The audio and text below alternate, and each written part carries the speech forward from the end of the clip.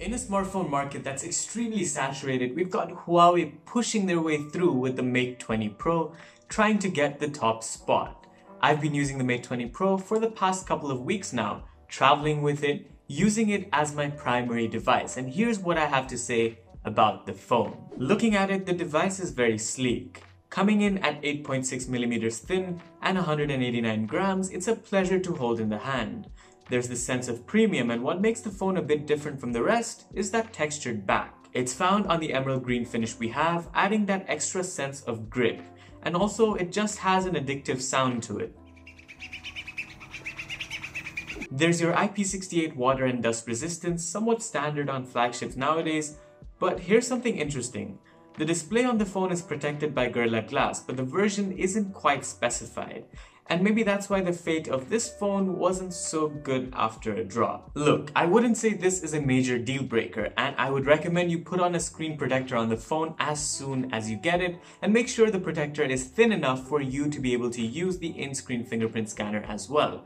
But if you don't want to do that, you can maybe use the protective case that Huawei provides out of the box. And you might have heard me mentioning the in-screen fingerprint scanner because yes, this phone does have one. This is one of the few phones that has the technology built in because of it having an OLED display, and for the most part it is functional. I'm not saying this is faster than the conventional fingerprint scanner that you find on many other phones, but I will say it's a very nice touch from Huawei and I'm glad they included it.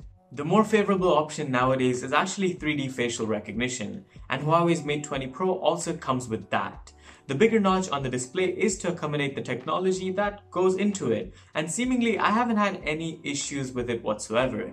Using it in darker scenarios, in direct sunlight, it's worked fine for me and hasn't really made me find a considerable weakness for the technology. Having mentioned the screen's fragility, it's actually a very good 6.39-inch Quad HD panel with a slight curvature off to the edges. What I liked about it is the sunlight visibility stays excellent even at 70% brightness, and the overall immersive experience is great. I've seen people report this weird green hue issue on the screens of the Huawei Mate 20 Pro, and so far on the two units we have, I haven't experienced any sort of issue, and I've checked really hard. We have heard though that some units in the UAE are also affected by this, but thanks to Huawei's new VIP service, all customers have gotten instantaneous replacements. So far, you can call Huawei's flagship extremely feature-rich, but it doesn't quite end there.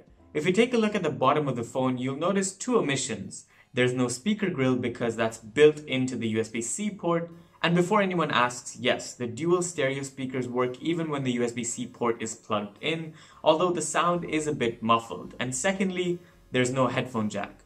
To Huawei's credit, you do get a dongle out of the box, but I would argue Huawei could have thrown in a headphone jack, maybe to replace the IR blaster on the phone, because let's face it, it's not very good in terms of reception, and who really uses it anymore? And like most flagships, this one's decked out on specifications too. The highlight is Huawei's new Kirin 980 7nm processor and dual neural processor that helps with photography. In day-to-day use, I've had no instance of lag whatsoever. The phone flies through everything, and future software updates are making the phone better. The 6GB of RAM also plays a role in keeping apps loaded in the background, and really there's not much to complain here. Except that software. I know, Huawei's completely overhauled EMUI 9.0, but it doesn't make it any better. The multitasking pane annoyingly switches to the second most recent app, which I haven't gotten used to, and while the gesture support is a good step in the right direction with Android 9.0 Pie, it's just not very smooth. The pinnacle of gesture support would be how iOS 12 functions on an iPhone XS, and I can only hope future software updates improve this on the Huawei. After using Huawei's EMUI software for a couple of days, I switched to Nova Launcher and threw on a stock Android icon pack. It worked wonders for me, and the small things like the notification shade and other elements didn't bother me too much. In fact, there's some pretty useful stuff on Huawei software too. A dark mode, for example, that helps save battery, screen resolution management, and just general customization. So let's talk about the battery. With the phone's 4200 mAh cell, battery life has become a second thought. There hasn't been one instant where the phone's died on me too quick. And that's all because of Huawei's tremendous battery backup, but also their new 40 watts supercharging. This brings your battery up to 70% charge in just 30 minutes, and the whole process is TÜV certified and safe. For the first time, Huawei's phone also comes with fast wireless charging support, but once again, the company takes it to the next level.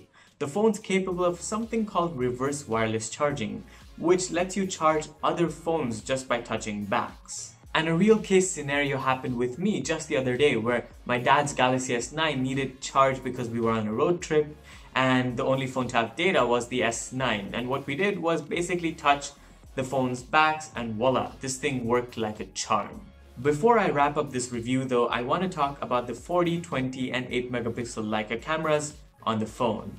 In a nutshell, these are pretty similar to Huawei's P20 Pro, but that monochrome sensor from it is now gone and replaced by a new wide-angle lens. The wide-angle lens helps with capturing a wider frame or for more close-up macros, and really, I've had an absolute blast taking pictures with this thing, especially because of all the AI functions it brings. The scene recognition is much improved and I love playing around with portrait mode. Even on the video recording front, the 4K footage from this thing is not only stable but absolutely usable for any case scenario, like in this case where I'm filming with the Huawei Mate 20 Pro cameras. Or you can use Huawei's AI to change up the background like this, where you stay in color but everything else is just black and white, which is pretty amazing. There's plenty of features packed into the phone and an exceptional night mode as well. It elevates detail to the next level, but I just find photos not as crisp as from the P20 Pro at times, and I think a good chunk of that might be because of the Mate 20 Pro's lack of a monochrome sensor. Nonetheless, if you do want a more in-depth look at the camera sensor in general, be sure to check out the camera comparisons we've made earlier. And that's everything about the Huawei Mate 20 Pro.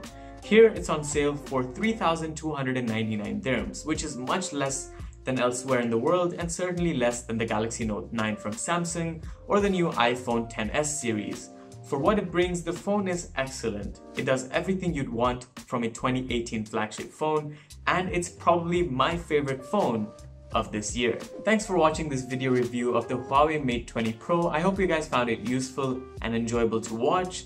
Make sure to subscribe to see more comparisons, reviews, and unboxings in the near future on the channel, and I'll see you in the next one. Adios!